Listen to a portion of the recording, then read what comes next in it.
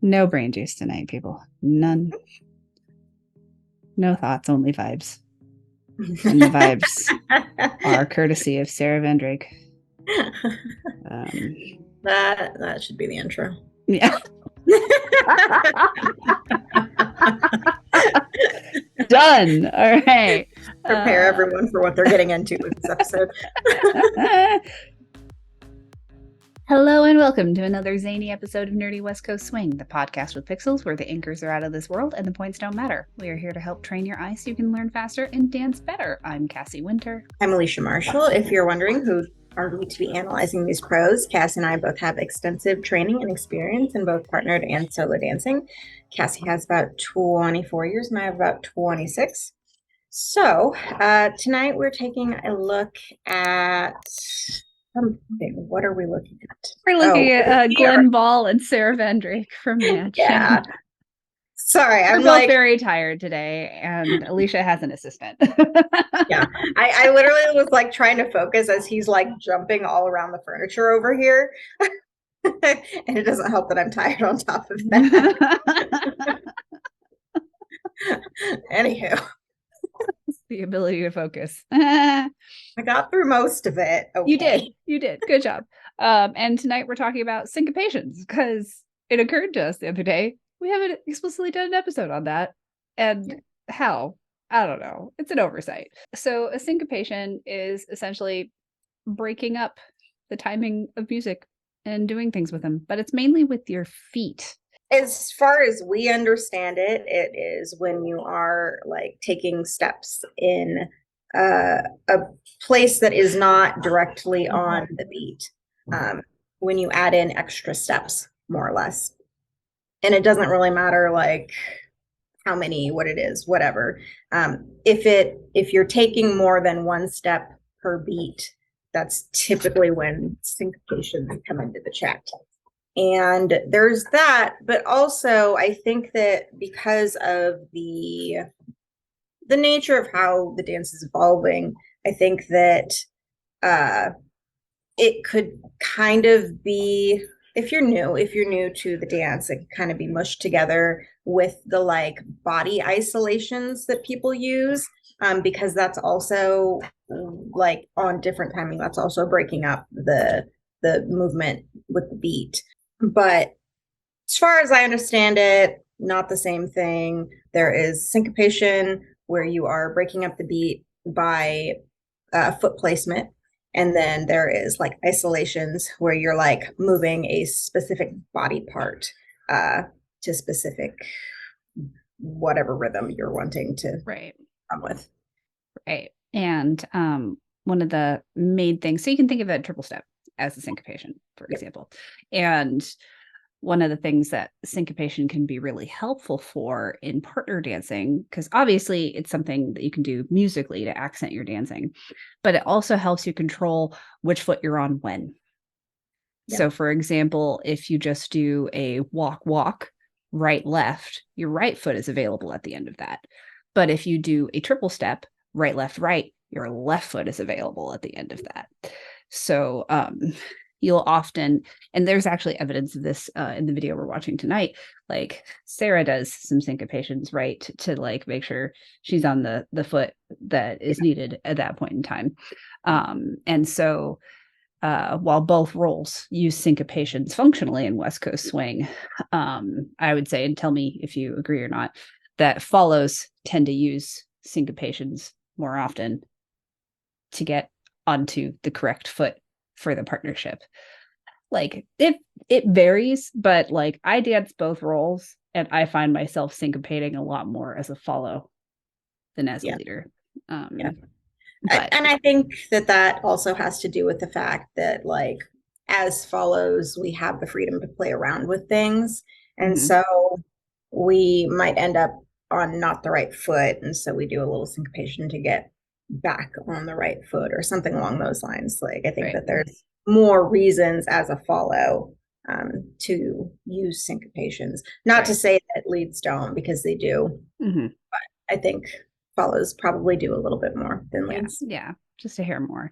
And then if you're a switch dancer, such as myself or Phoenix Gray, and you're a really good switch dancer, such as myself or Phoenix Gray, and you are dancing together, because you can syncopate to fix something, right? You're like, oh, I'm on the wrong foot. I'm going to syncopate, get on the correct foot. But if you're with a dancer who has the exact same like reaction time and speed of syncopation, if you both syncopate to match the other person, you're just now in the same problem, but on the other foot. And I can't tell you how many times that has happened to Phoenix. We're too responsive for our own good sometimes. It's hilarious. I believe it. I do. Yeah. All right, I'm gonna grab the YouTube link for tonight's video and throw it in the chat. So give it a watch, and when you're done, we will get to analyzing. Oh my god, Sarah's facial expressions the whole time just effing delight me. Yeah. She does look like she's having a good time. Yeah. Is there any additional preamble? Yeah, so a lot of what we're going to be looking at is syncopations in the form of like a kickball change of some sort. And that is apart from like just a triple step, it's probably most frequent syncopation that we'll see or use. And there's some like variations on it that we'll kind of look at. So yeah. And for those who may be very new or have heard the term bandied about, but are like, is this what that means? A kickball change is when you kick with one foot and then with that same foot, put weight into the ball of the foot. And then the change is switching to the weight on your other foot. So kick, ball, change. The kick and the ball happen on one foot, and then the change happens shifting to the weight of the other foot. That's what the change means. Yeah. And oftentimes it can also be like a tap ball change. It could be a hold ball change. It doesn't have to be a kick. So do the screen share. We're starting off with a kickball change from Glenn, right? Oh, it helps if I'm in the correct way. I know, I just pulled my notes over to the other. Anyway, so we have a kick right there. Ball. So he's putting partial weight on the ball of his right foot. And then he's changing his weight partially to his left foot, and he's holding a pose. So it's a modified kickball change. It's not including full weight transfers. Hi. Is this the kind of night it's gonna be? What are you doing? Yep. Okay, moving on. So we had a kickball change. We will watch that again.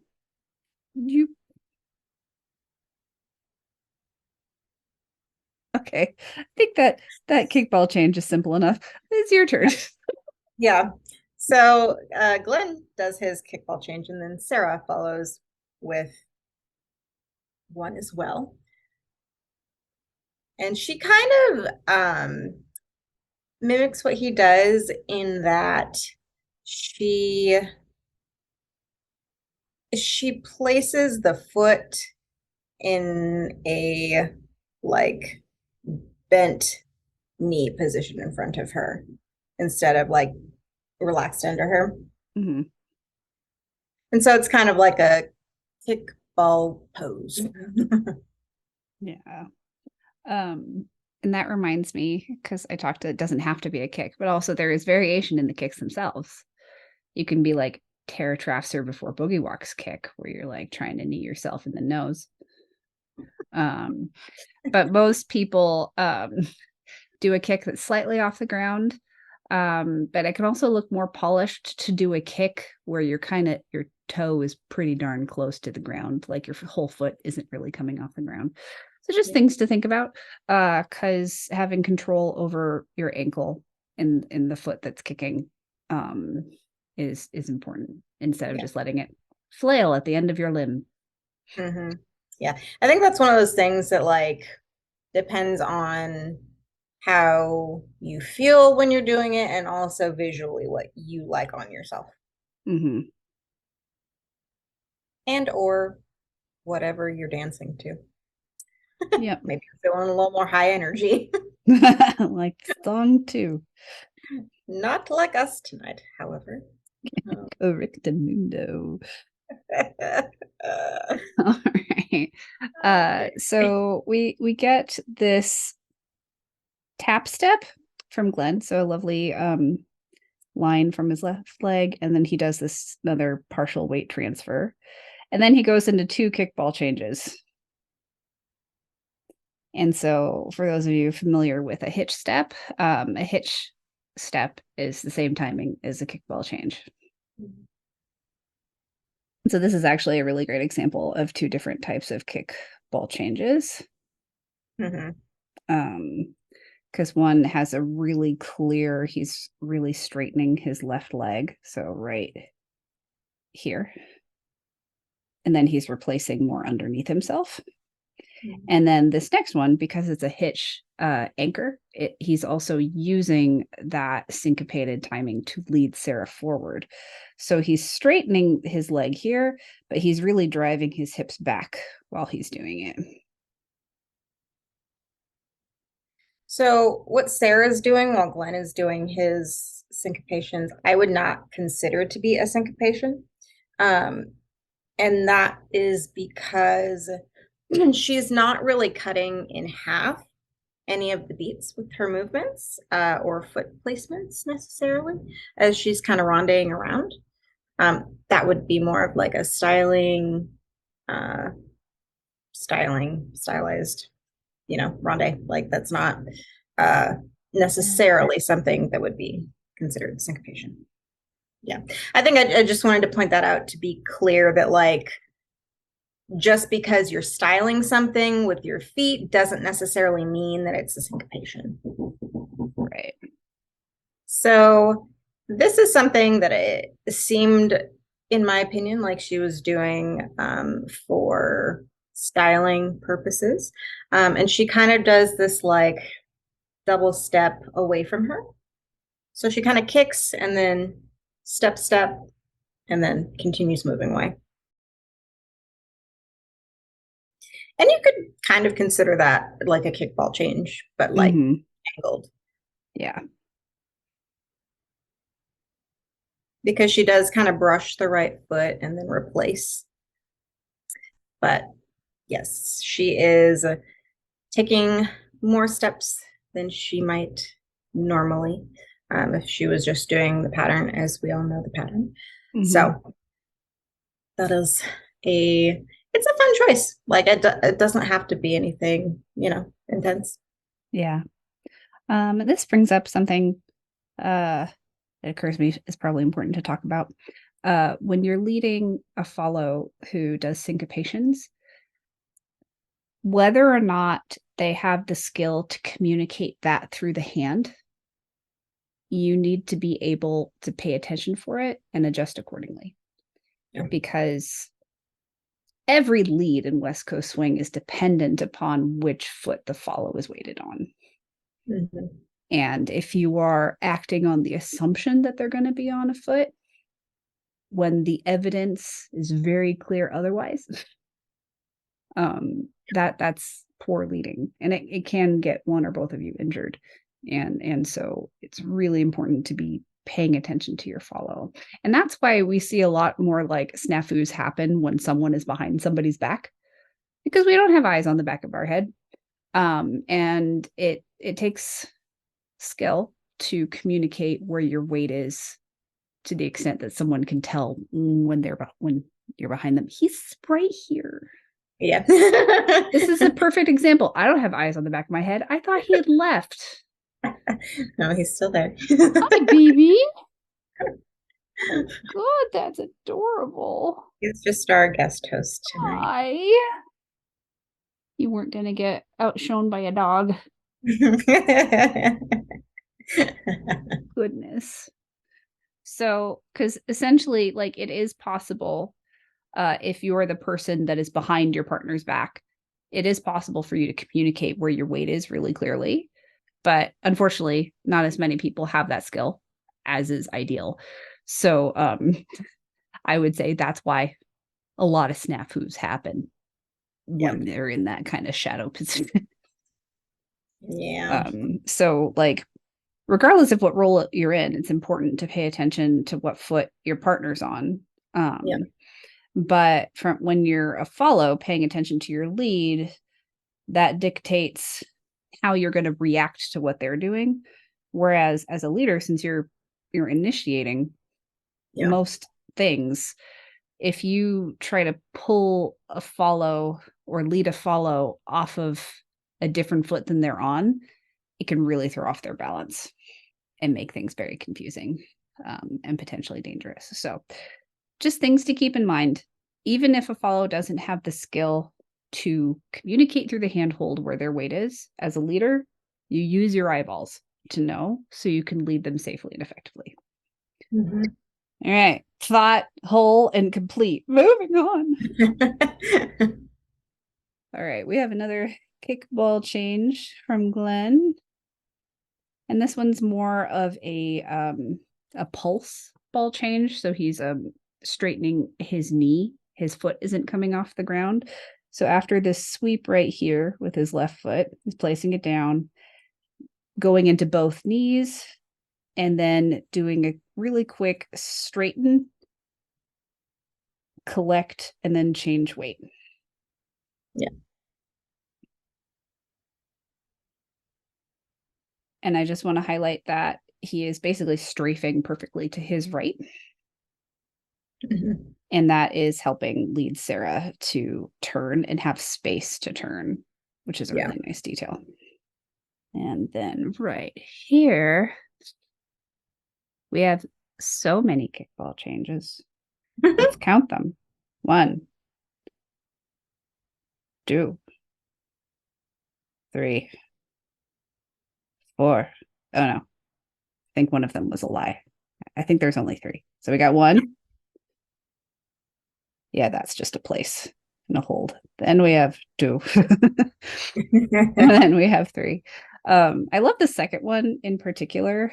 Yeah, that's interesting. Because he's doing this really fun hook to prep it. Yeah. And so the kick ends up being a little bit of a sweep forward and out with his left foot. Mhm. Yeah. I say interesting, but like that's definitely something we've seen Glenn do before. Oh, But yeah. just it's not a styling choice that's frequently used. That like hook behind. Yeah. It definitely has more of a shag or even Argentine tango, actually.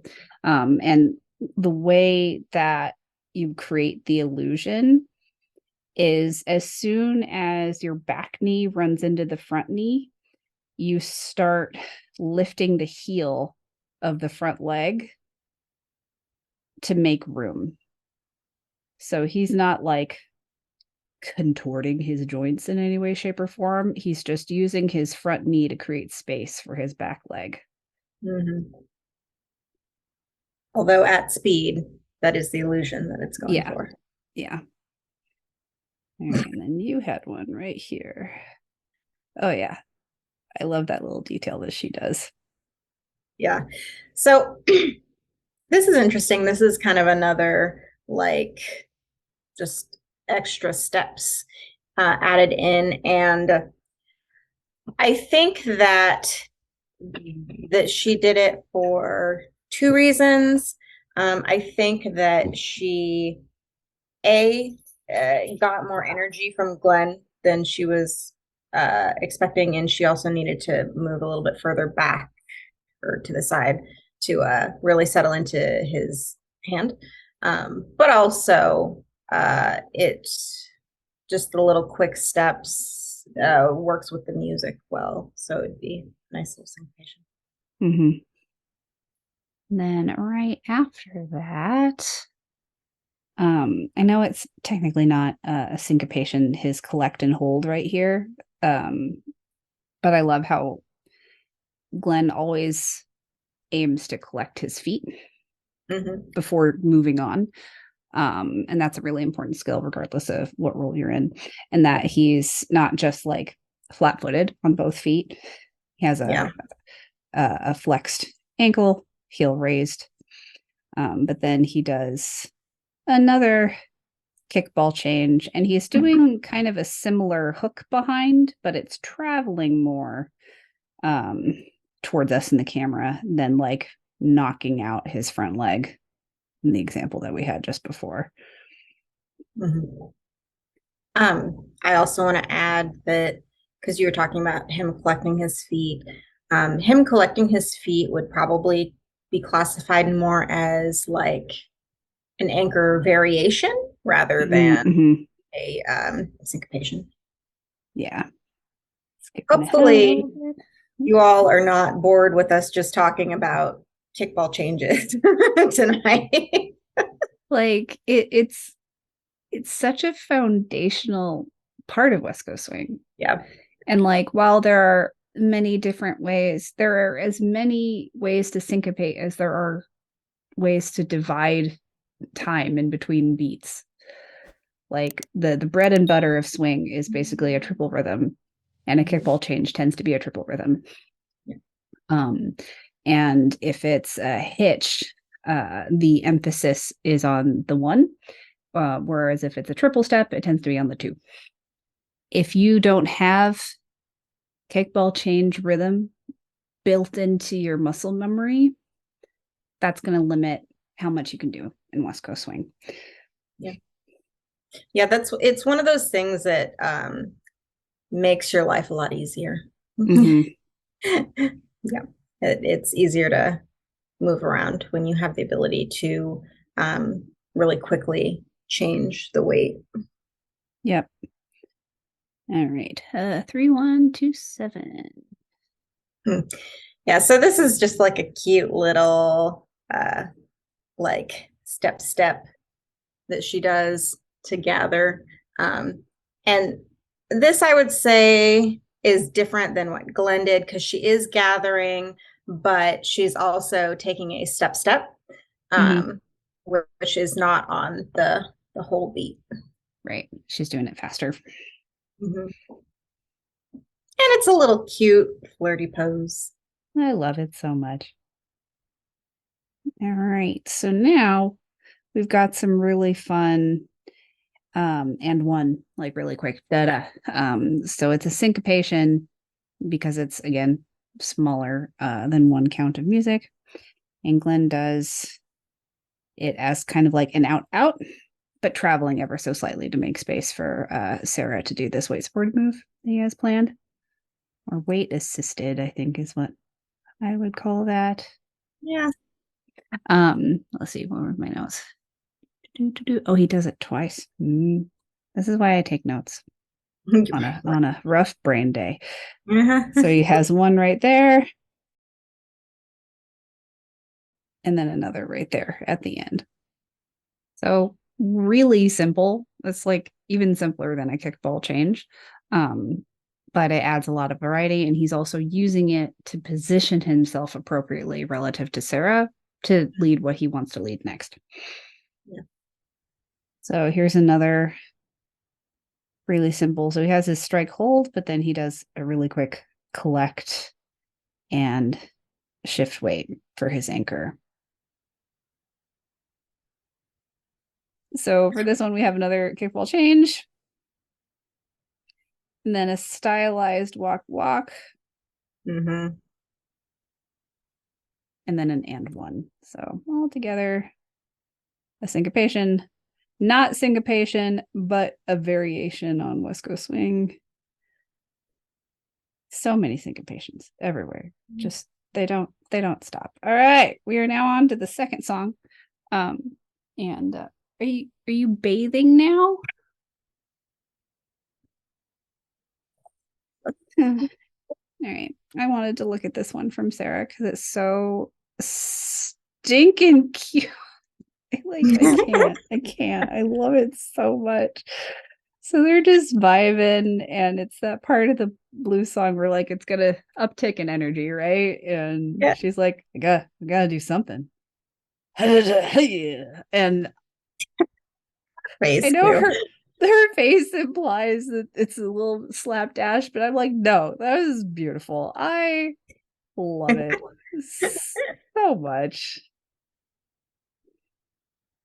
And so that is probably the most unique syncopation we have seen so far in this video. It's a break from the norm and very like improv in the moment. Like she made that up. Yeah. And it was fantastic. Now, these last two examples, because this is a fast blues song, are essentially shag sequences. Yeah. And the reason why we're including them is because they are technically syncopations. It's a whole bunch of kickball changes. Yep. So many. And you're just varying up where you're looking, where the kick or the point or the touch is happening. And they're like pre-choreographed sequences of syncopations, essentially. And that's kind of what most of shag is. Yeah. As far as I know. Some people think I was a shag dancer because my footwork was so good when I first started. I'm like, no, I was a tap dancer. Made you look. Okay, so let's look at this first sequence. So we've got a bunch of kickball changes and tap ball changes in sequence, essentially. Rinse and repeat. Oh, now he leaves. Are you allergic to shag?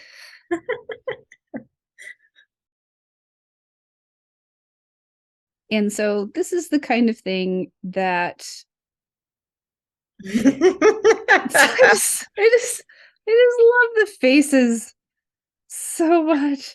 Cause Sarah, like the story of the thumbnail for this week's video, because I'm like, I want a good picture of both of them syncopating. And like, she's so excited. And he's like, what have I done? I have made the wrong decision. He's Barbie. He's just Ken. Like, we love you, Glenn. It's just the facial expression I am making fun of right now. You are not just Ken. The facial expression is. I love Sarah's facial expression because it's like her recognizing. She's like, "Oh, we're doing a cool footwork I thing know. that I don't do She's very so often." excited. Everybody's really excited. And I know we can't see Kyle because he's off screen. Off to the left, he's like past Jordan. Jordan looks. What is happening over here?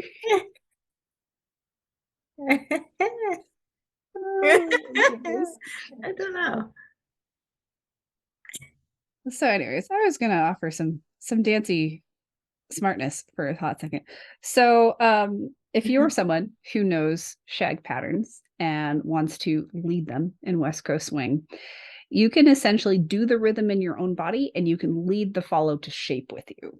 You cannot lead the follow to syncopate necessarily. So this is one of those, if you know, you know. You have to be in on the joke together.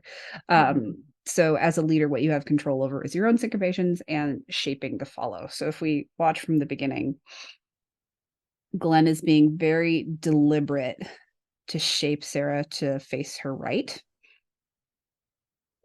And then because it's a familiar shape to her, her muscle memory just takes her into the footwork.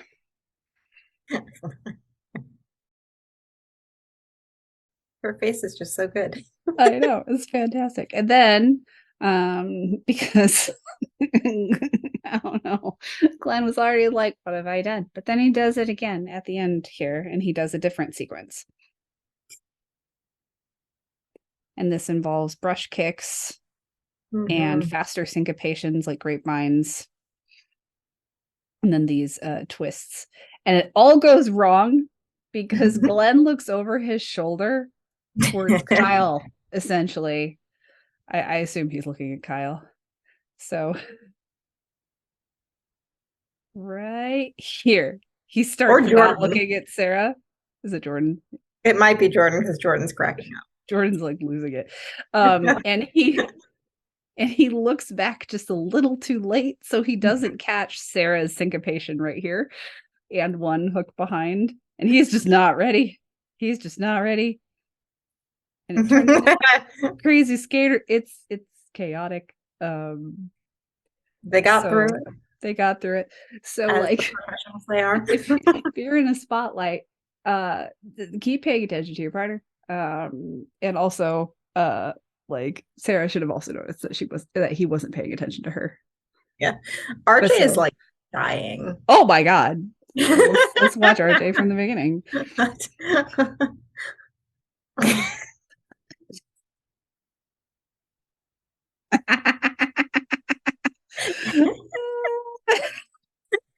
They're all dying. I wish we could see Roro. Anyways, so that was a little crash course. Crash Yep. course. Crash course. Wow. I do not have brain juice today. In Syncopations. I hope y'all enjoyed it. Basically, kickball change equals profit. And there's a lot of different ways to kickball change. Yeah. Yeah. Thank you for joining us. Thank you for tolerating our exhaustion. I hope my cat Oreo helped fill in the holes in our brains, so you were at least entertained. All right. We will see you all next time. Wait, where's the button? I'm gonna let you take it away because my brain is falling out of my head. Oreo, what are you doing? While you were talking about kickball changes, my brain just felt like it started melting. I cannot think of anything. That's what happened to my brain earlier when I was starting to define syncopations, and I was like, your turn. So I feel like tonight we're both at that point where like basically we'll take turns until one of us starts melting, Yeah. and then the other person will go. It's like hot potato, but the potato is our brains. It's not including full weight transfers. Hi. Is this the kind of night it's gonna be? What are you doing? Yep. Yeah. Because Wolf is over here looking out the window. That means he's probably going to start we working. really haven't had good enough outtakes to have outtakes for like a couple of months. So we got lots tonight so far. I'm quite excited. Are you sneezing?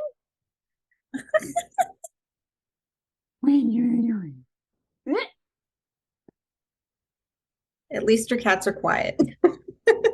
Remember that time I locked him in the closet and it sounded like I was being haunted? Yeah.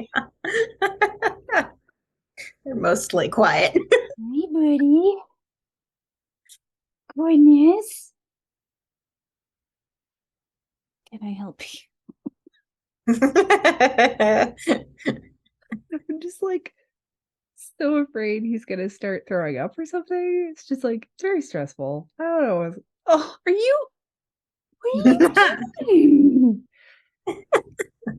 Oh, Distracting us. distraction. I love how you have a cat head on one side and a cat tail on the other. Yeah, looks like I've been skewered by a cat. It's like those hats with the like the I know, arrow that's what that I goes was through your thinking. head. Oreo winter, everybody. Anyways, did I make a whole point or did I just kind of at the end? Yeah, not sure. We'll find out in post. I think it was a whole point. I wonder what that's like to be. She's like really proud of herself. I know, and she should be. Yeah. I tend to, if I get into that position as a follow, you can't see the leader anymore because I'm so big of a person. And hi. Oh goodness. Hi. This is a show about you. Yes, it is. Oh no, he's purring. Help me. And this is a variation. Nope, that was going to be wrong. So I'm going to take it out in post, and no one will know I was about to say a thing. Yeah. No brain juice tonight, people. None. No thoughts, only vibes. And the vibes are courtesy of Sarah Van Drake. That should be the intro. Yeah. Done. All right. Prepare everyone for what they're getting into with this episode.